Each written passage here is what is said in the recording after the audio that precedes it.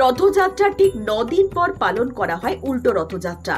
পুরীতে সোমবার উল্টো রথযাত্রা পালন করা হলো, তাই গোটা বিশ্বেই এই দিন পালন করা হলো উল্টো রথ। জগন্নাথ দেবের এই উল্টো রথযাত্রা বহুদা রথযাত্রা নামেও পরিচিত। তবে যেহেতু এই দিন রথ উল্টো পথে আবার মূল মন্দিরে ফিরে আসে, তাই এই দিনটিকে বলা হয় উল্টো রথযাত্রা। উল্টো রথযাত্রার দিনেই জগন্নাথের রথ অর্থাৎ নন্দী ঘোষ ফিরে আসে নিজের গৃহে।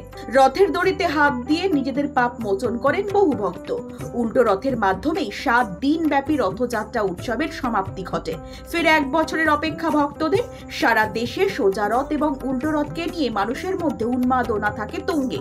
এবছরটাও তার অন্যথা হলো না। উল্টো রথের দিন তৃণমূল কংগ্রেস জয় হিন্দ বাহিনীর উত্তর কলকাতার সভাপতি কৃষ্ণ প্রতাপ সিংহের উদ্যোগে পোস্তা রাজবাড়িতে আয়োজিত হলো উল্টো রথযাত্রা, যেখানে প্রধান অতিথি রূপে উপস্থিত ছিলেন রাজ্যের মন্ত্রী শশী পাঁজা। তিনি নিজের হাতে পুজো করেন এদিন। পাশাপাশি এদিন এলাকার মহিলাদের নতুন বস্ত্র ও ছাতা প্রদান করা হয়।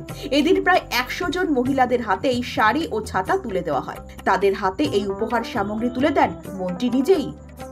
কমিটি, এটা আমাদের জোড়াবাগান মেয়ে হসপিটালের পাশে পোস্তার, সেখানে আরম্ভ হয়েছিল রথের দিন রথযাত্রা, এবং এই মাসি বাড়িতে এসে, সেটা পোস্তার রাজবাড়িতে এসে ঠাকুর জগন্নাথ ঠাকুর ছিলেন, এবং আজকে উল্টো রথের সূচনা। কিন্তু তার আগে আমাদের ওড়িয়া ভাষাভাষী যারা এখানে স্থানীয়ভাবে মহিলারা থাকে, তাদের হাতে আমরা নতুন শাড়ি এবং ছাতা দিয়ে আজকে, যেমন এই কয়েকদিন সেবা যত্ন ভোগ বিতরণ সমস্তটা হচ্ছিল ভগবান জগন্নাথে, ঠিক সেইভাবে মানুষের ভীষণ ভিড় এখানে।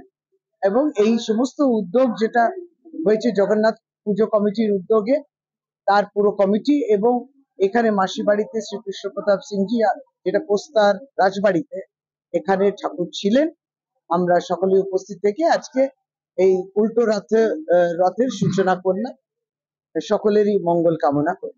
এবং ব্যাপারটা যে উড়িয়া সম্প্রদায় এটা উৎসব, আজকে উড়িয়া সম্প্রদায় শুধু উৎসবটা না, উৎসবটা হয়ে যায় সারা ভারতে প্রত্যেক হিন্দু সমাজের সনাতনী ধর্ম যারা মানুষ পালন করে তাদের উৎসব।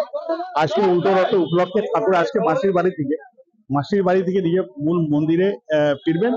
তার উপলক্ষে মন্ত্রীর উদ্যোগে আমরা শাড়ি এবং আপনার ছাতা দিয়েছি, নতুন শাড়ি নতুন ছাতা দিয়েছি, এবং যারা আসছে না ভক্তরা আসবেন আবার রথ টানতে নিয়ে, তাদের জন্য আমরা পায়েস, পাঁপড় আর জিলিপি ব্যবস্থা করেছি, অল্প ব্যবস্থা করেছি। ওতে আমরা করছি একটা খুশি আনন্দ ভোগ করার চেষ্টা করছি এবং আনন্দ খুশি দেওয়ার চেষ্টা করছি। আমাদের মূল কাজটাই হলো সমাজে একটা সমন্বয় রেখে সমস্ত মানুষকে নিয়ে এক জায়গা করে আমরা এগিয়ে যাই। যে সমস্ত ভক্তগণ আজকে এসেছেন এখানে, আপনি যে পোশাক বিতরণ করছেন, তাদের উদ্দেশ্যে কি থাকছে? তাদের উদ্দেশ্যে আমি ঠাকুরের কাছে বলবো, হে ঠাকুর সবার মঙ্গল করুক। আগামী বছর আবার আপনি মাসি বাড়িতে আসবেন, যেন আমরা আরো বেশি আনন্দিত হয়ে উৎসাহিত হয়ে আপনার জন্য কাজ করি।